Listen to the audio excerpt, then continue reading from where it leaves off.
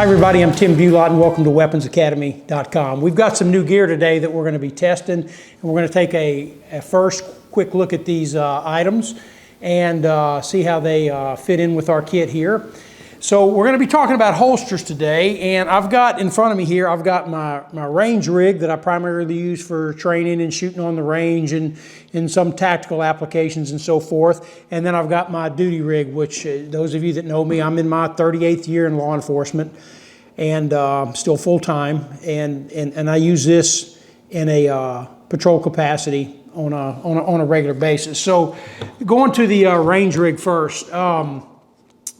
For a long time, I've used this Blade Tech holster. It's got a drop offset on it. It's strictly a friction holster, which meaning that the only thing holding the weapon into the holster is basically pressure, friction, okay? It's got a couple of set screws here where you can tighten and adjust that amount of friction the way you want. But I found out that over time that these do tend to back off, and it's something you constantly have to be aware of, because I have had myself in a couple of situations to where I've been actually running on the range, and unless you're securing your holster or your weapon in the holster with your hand, it does want to come out, okay? And so to prevent that, you have to keep these tights. But then again, it's a range holster. It's not a duty holster. Obviously, you don't want to lose your weapon on the range. That's an issue. But you do have to stay on top of these screws and keep them tight all the time. So looking for something a little bit better there. Okay. Now for my duty rig, for many years I carried just the older generation Safariland holster. Okay. This has got the safety locking bail on it and so forth. Very solid, very heavy duty, and this has been a good holster. I'm sure those of you in law enforcement and security are well familiar with this this model.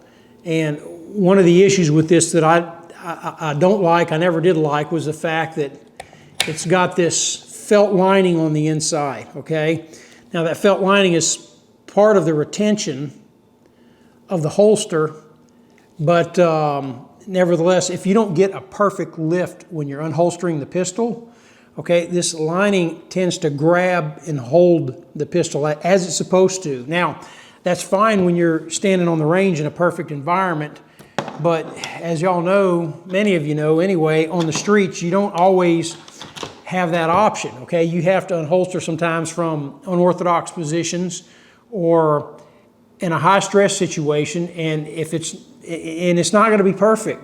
And so I never liked that. And you can adjust the tension on this all you want, but the felt's going to do its job. It's going to grip the holster unless it comes out at a perfect angle. So that was always an issue. And I generally, before I go out on the streets every day, I've got a spot in my home where I'll do a little bit of unholster, a little drawing from the holster, of course without touching the trigger, just to kind of psychologically getting that mindset going before I go on a shift.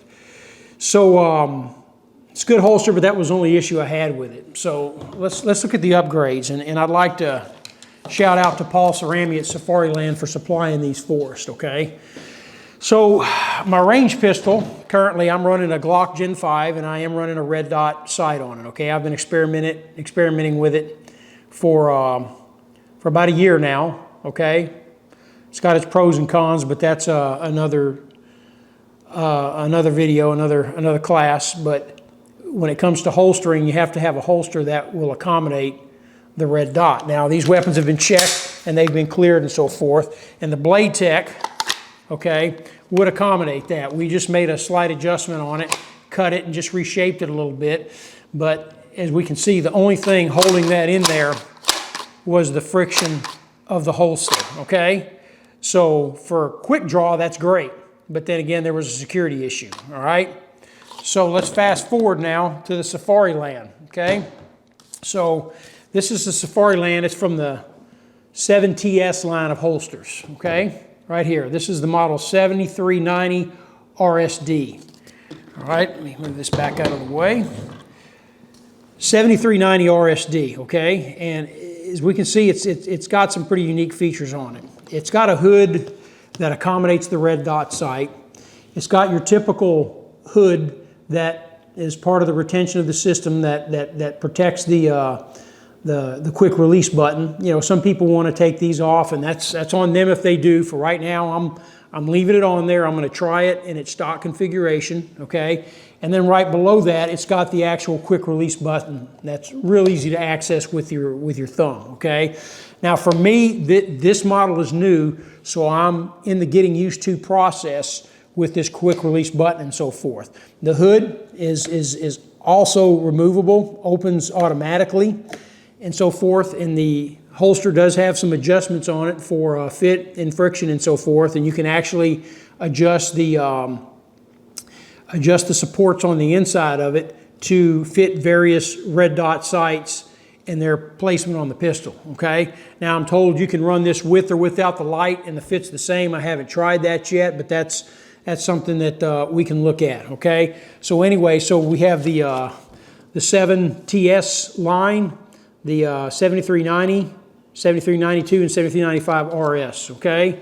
Comes with a nice instruction manual and so forth.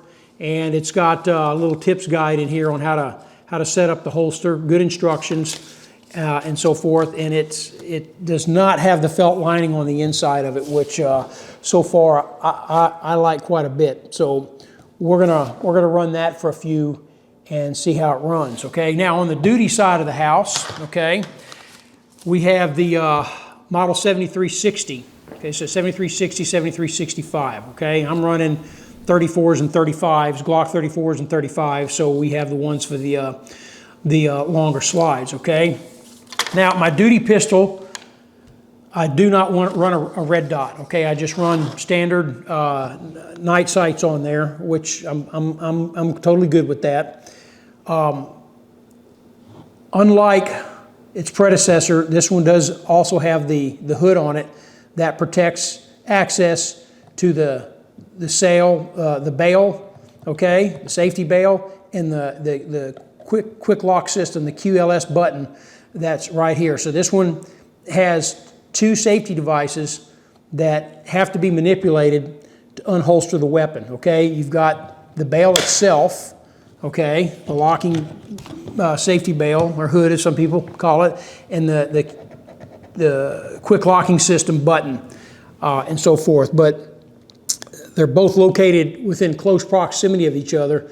So far, unholstering the pistol hasn't been a major issue, okay? Now, it is a muscle memory function, and if you switch holsters, or you have an extra safety feature, like I'm going from one safeties, basically to two safeties on this one, I have to build that muscle memory. So you need to do a lot of dry unholstering, drawing from the holster to kind of build that in, because under duress, you're going to go back to what you've utilized the most.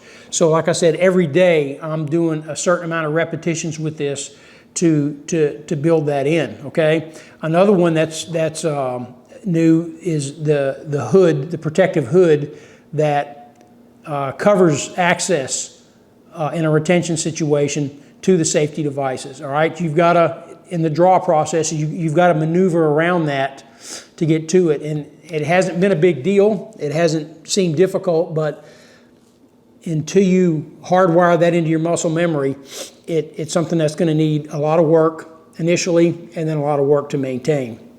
But again, no felt lining on the inside. It's got adjustment for fit and friction and so forth. I'm told it can be used with or without the light, all the same. Right now we're running the light, so no need to run it without.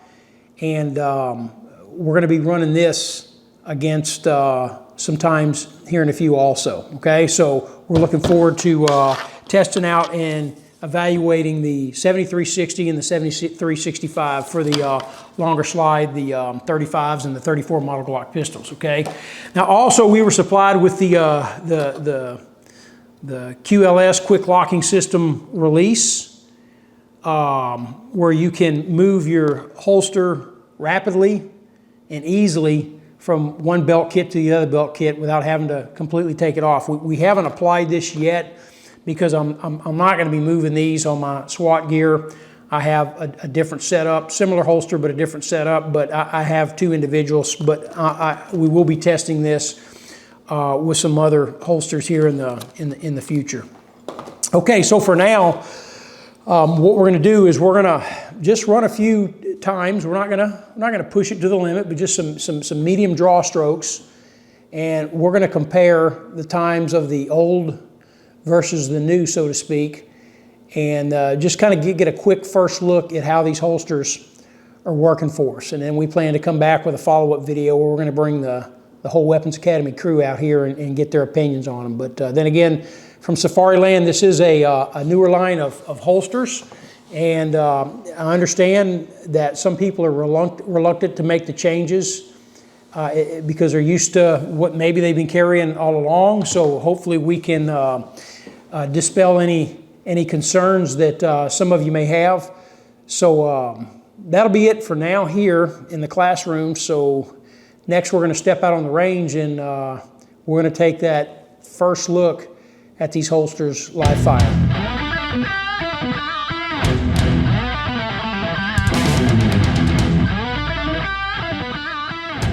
Okay, for our first range test, we're going to take the previous model Safariland holster against the newer model 7360, 7365. Okay, we're going to just do medium speed drawing. We're going to do several draws with each holster and just compare the times to see what the difference might be. Okay, let's give it a shot.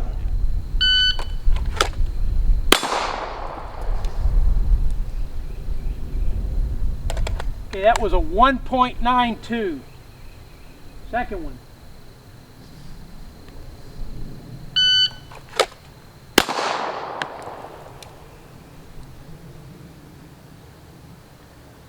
.62, 1.62.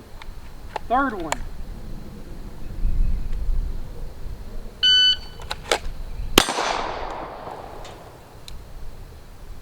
.55, 1.55. One more.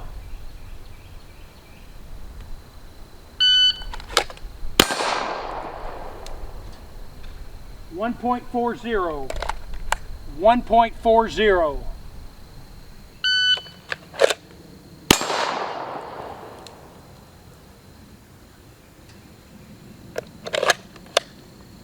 So 1.87, 1.87. Let's do it again.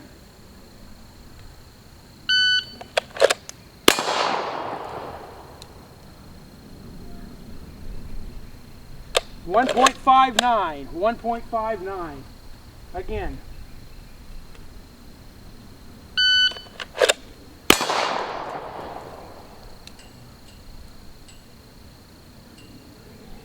.53. 1.53. Again.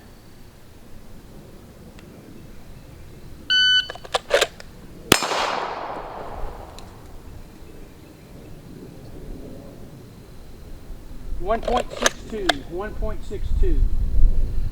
As far as time-wise is concerned, I can say that there's probably not going to be that much difference. But look at the difference in the groups, and I'm going to tell you why that is.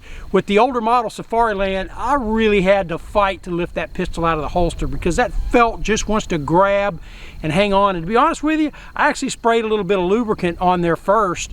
And you don't have that luxury out in the real world to lube your holster before you go into a gunfight. But look at the difference, and that's just because I had more control, better grip all the way around with the newer model Safariland holster. I mean, it came out clean, it came out smooth. Now, it's gonna take some practice because I found myself having to make a mental effort to hit both of the safety devices and release both of them when I'm unholstering and so forth. But let the groups be the judge on that one. The times are going to be pretty close. There may be a little bit here, a little bit there. We're going to post those for you so you can see what the average is for each one of them. But for me, I'm going to take the newer generation over the older one any day. Just put in the range time and get used to manipulating the double safety on it, the two locking devices, and you're going to be good to go.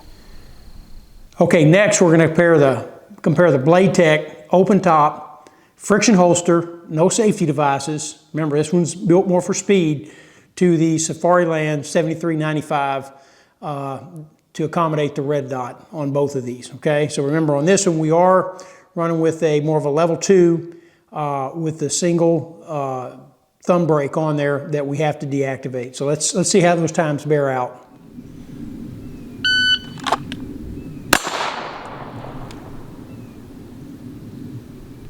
1.69, 1.69.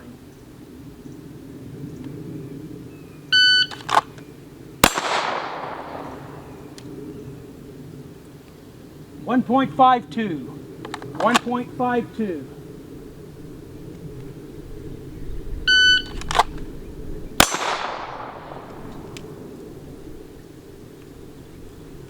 1.73, 1.73.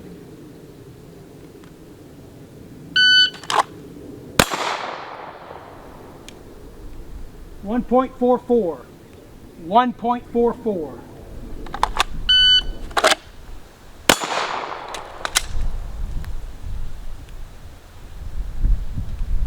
1.81, 1.81.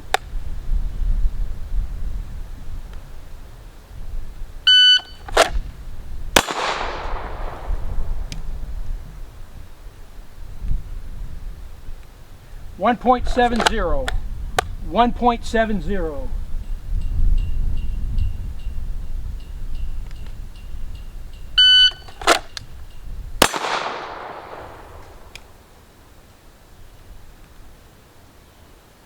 1.85, 1.85.